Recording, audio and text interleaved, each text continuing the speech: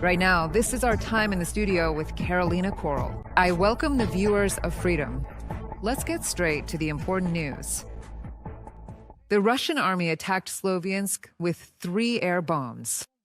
2 strikes hit a high-rise building in the city center. The roof was damaged and the wall of the building was breached. The city art school was also affected. 8 people were taken to the hospital, including a 13-year-old teenager. About 25 residential buildings and 24 cars were damaged, and the facades of retail stores. A powerful shockwave swept through, a very strong wave.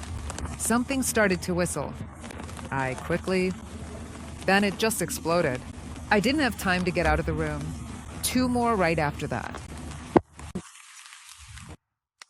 Last night, Ivano-Frankivsk region came under a Russian strike. The targets were critical infrastructure facilities. This was reported by the Regional Military Administration. According to preliminary data, there were no casualties there. A residential building was damaged in one of the communities. 5 people were killed by the Russian shelling in Lviv and its suburbs. Another 6 people were injured. The city was subjected to one of the most massive Russian attacks since the beginning of Russia's armed aggression against Ukraine. Explosions were heard in the city for almost 4 hours. Lviv was attacked by 78 Russian drones and 12 missiles. As a result of the combined strike, part of the regional center was left without electricity. Residential buildings and infrastructure were destroyed. Rescue services continued to clear the rubble and provide assistance to people. Watch the report to learn more about the aftermath of the night attack. Just yesterday, Nadezhda was celebrating her birthday, and today she's counting the losses after the night shelling. The roof of the woman's house was destroyed, and the windows and doors were blown out. Inside, there are shards of glass and pieces of building materials. Amidst all this chaos are the flowers she was given the day before. I prayed by the candle of the presentation, lit it, and not a single shard touched me. My husband was in the house, in another room, on the bed. He wasn't hurt either.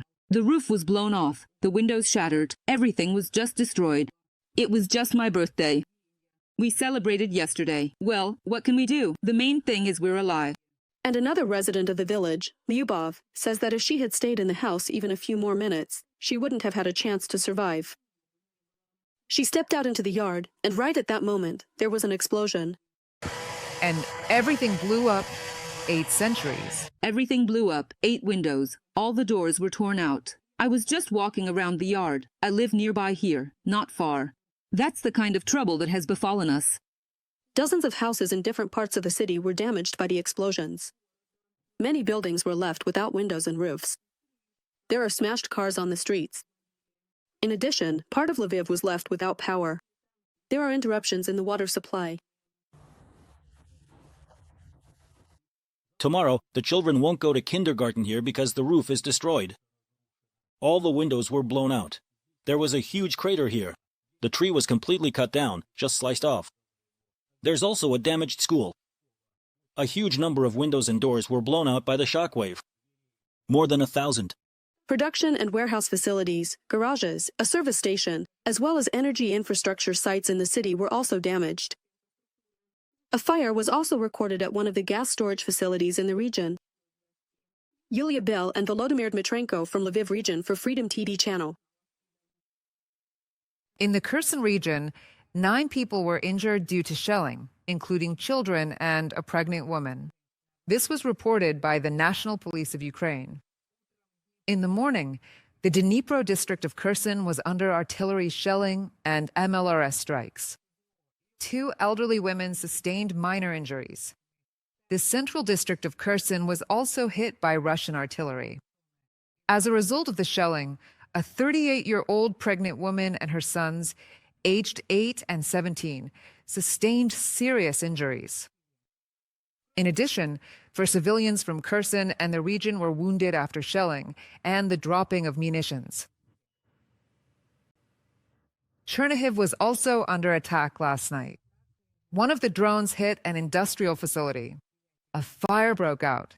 There was also a strike on an energy facility. In one of the districts, there was an emergency power outage.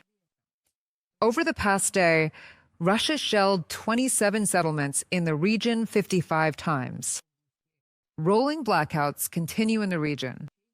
Energy workers are working to reduce the restrictions. On the night of October 5th, Russian forces struck Zaporizhzhia with guided aerial bombs and attack drones. As a result of the attack, one person was killed and 10 more city residents were injured. Among the wounded was a 16-year-old child. More than 40 apartment buildings and private houses were damaged.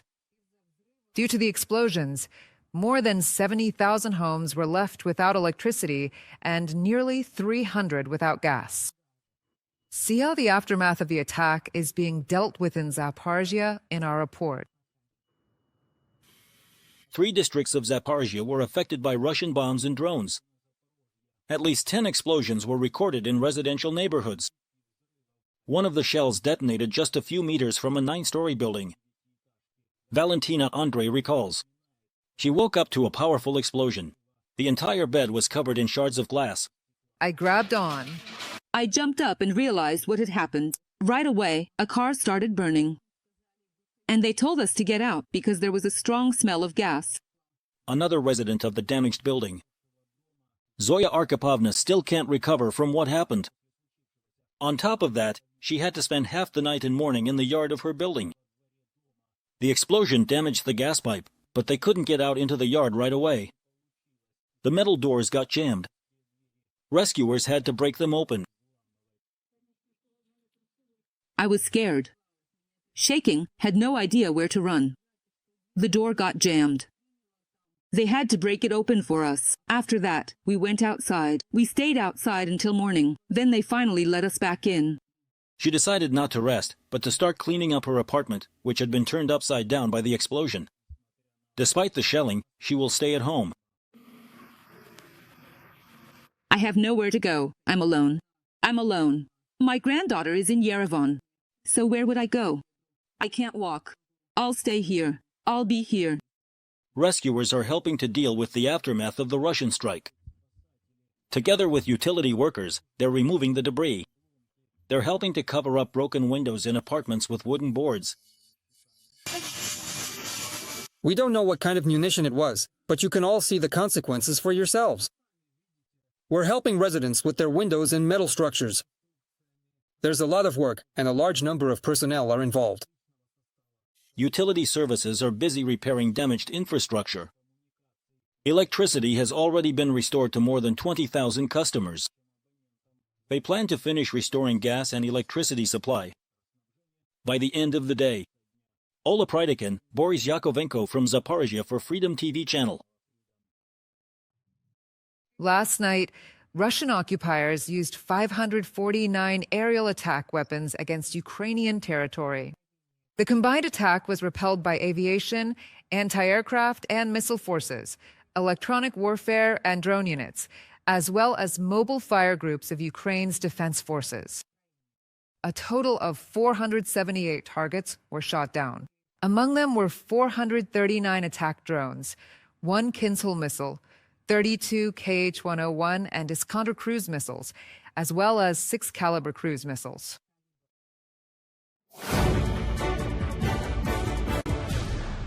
Ukrainian defense forces eliminated 870 Russian servicemen in just the past day.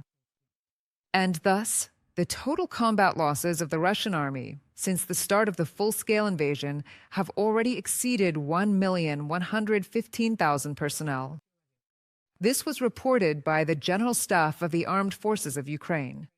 In addition, for Russian tanks, 1 armored combat vehicle, 18 artillery systems, 1 multiple launch rocket system, and 35 enemy vehicles were destroyed. The General Staff of the Armed Forces of Ukraine recorded 188 combat engagements on the front line over the past day. The Pokrovsk direction remains the most intense sector. There, the defense forces stopped 60 assault actions by Russian occupiers. There were also 34 attacks by the Russian army in the Novopavlivka direction. Another 19 enemy assault attempts were thwarted by the Ukrainian armed forces in the Lyman sector of the front. 12 Russian attacks were recorded simultaneously in 3 directions: Toretsk, Siversk, and southern Slobozhansk. The situation near the settlement of Yampol in Donetsk region has been stabilized. This was reported by the Commander-in-Chief of the Armed Forces of Ukraine, Alexander Syrsky. According to him, Ukrainian units continue to clear the area of the remnants of Russian sabotage and reconnaissance groups. He also noted positive developments in the Dobrpilya direction. There, Ukrainian forces are increasing firepower on areas where Russian troops are concentrated and are striking them, as well as targeting their logistics. The total losses of the occupiers here over the past day amount to 47 personnel, of which 32 are irrecoverable. Since the start of the counteroffensive operation in the Dobrpilya direction, the Russians have lost about 3,520 personnel, of which 1,988 have been eliminated. Additionally, 991 units of enemy weapons and military equipment have been damaged or destroyed. Alexander Syrsky, Commander-in-Chief of the Armed Forces of Ukraine, on Telegram.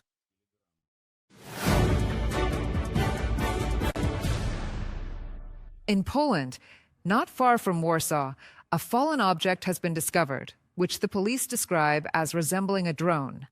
They clarified that in the village of Zaremba-Wortuli in a Masovian voivodeship, the remains of an unidentified aerial object were found. At present, the Polish military police are investigating the circumstances of its appearance and origin. Norway has sent F-35 fighter jets to Poland to strengthen NATO's air defense. On the eastern flank, starting this month, the aircraft will be able to intercept Russian drones and planes if they violate Polish airspace again.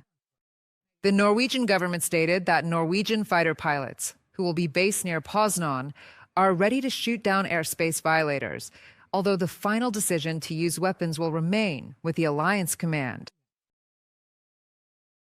Putin responded with threats to the news about the possible appearance of American long-range Tomahawk missiles in Ukraine. According to the Russian dictator, supplying these missiles to Ukraine will destroy the positive trends in relations between Russia and the United States. Earlier, Ukrainian President Volodymyr Zelenskyy said that Ukraine had submitted requests for weapons to the United States, including for these missiles. And U.S. Vice President J.D. Vance confirmed that Washington is discussing the supply of such missiles to Ukraine, but the final decision must be made only by U.S. President Donald Trump.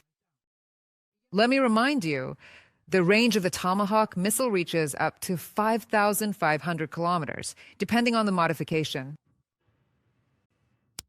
The Georgian Ministry of Internal Affairs also reported the detention of 5 organizers of yesterday's protest in Tbilisi.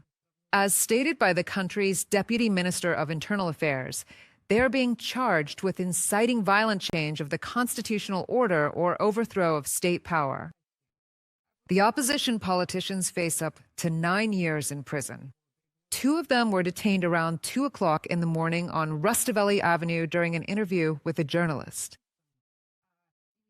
70-year-old Potar Berchaladze, who was hospitalized in the intensive care unit after tear gas was used, was taken out of the clinic in handcuffs. The circumstances of the detention of the other 2 opposition members are still unknown.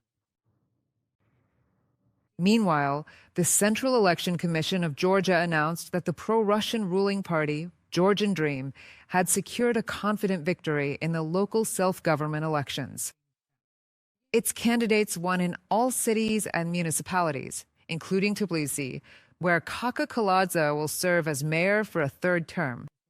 And Prime Minister Irakli Kaladze, even before the voting ended, stated that the ruling party was winning in all municipalities and cities, receiving 70% of the votes, or even more.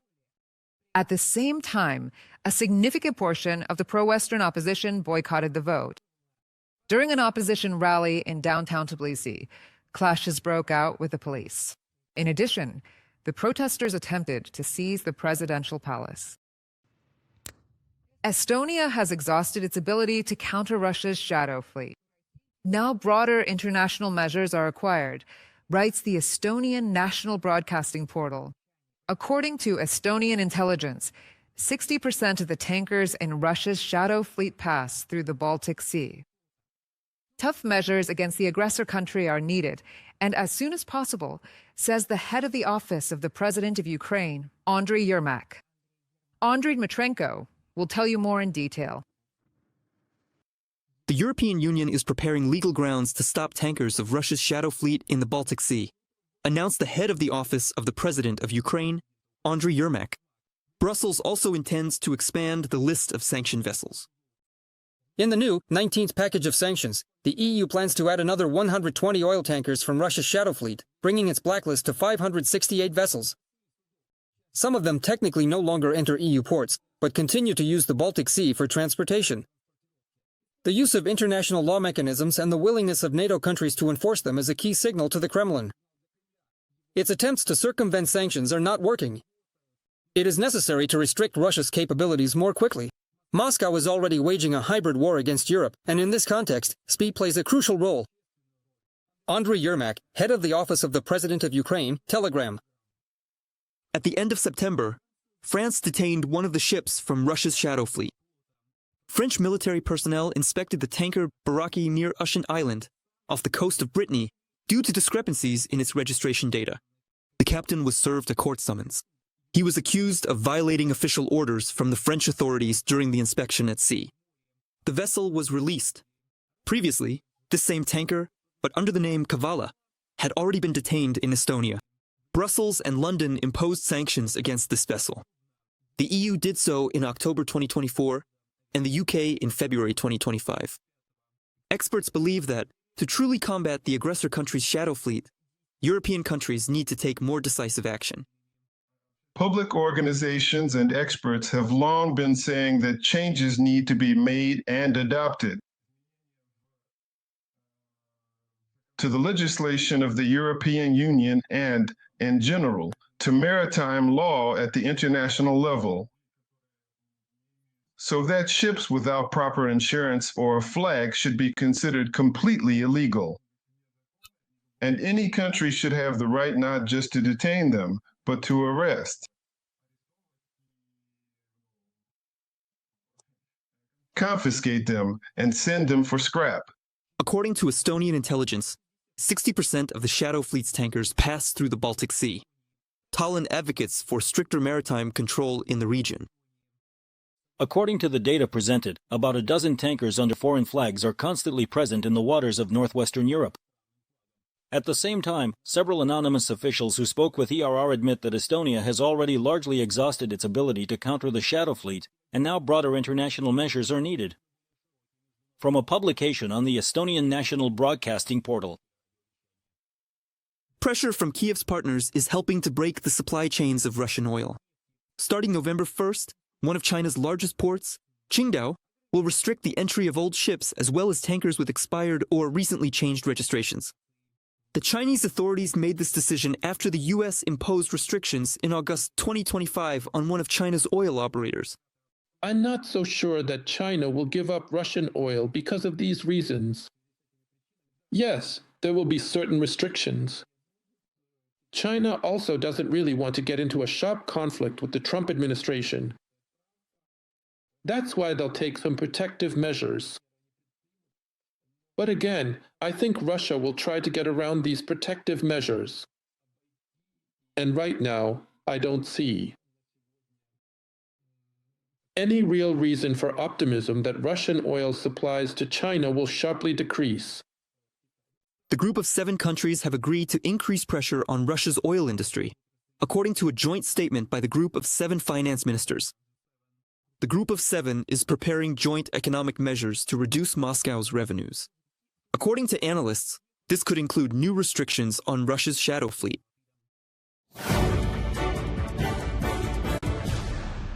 Let's move on to a topic for more detailed discussion. So, last night, Ukraine once again came under heavy shelling.